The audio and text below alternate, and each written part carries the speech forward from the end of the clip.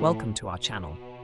Today, we delve into a pivotal ruling by the Supreme Court of India that has reshaped the landscape of marital law under the Hindu Marriage Act.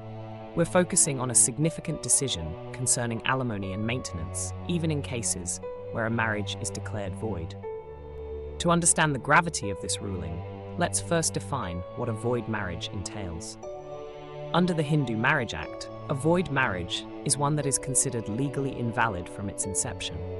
Traditionally, this meant that neither party had any legal obligations towards the other.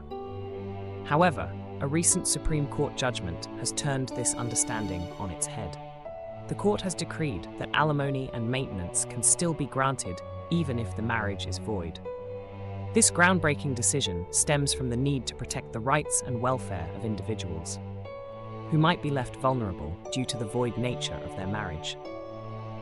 Let's break down the court's ruling. The decision emphasizes that the term wife under Section 125 of the Code of Criminal Procedure includes a woman who has been married, but whose marriage is later declared void. The court asserts that the intent is to offer financial support to those who could be unfairly disadvantaged. This ruling is not just a legal adjustment. It represents a broader interpretation of justice and equity. By granting maintenance to individuals in void marriages, the court acknowledges the emotional and financial investments made during such unions. So what does this mean for individuals involved in void marriages? Firstly, it provides a safety net for those who may have otherwise faced severe financial hardship. It also affirms the right to seek redress and ensures that individuals are not left destitute due to legal technicalities.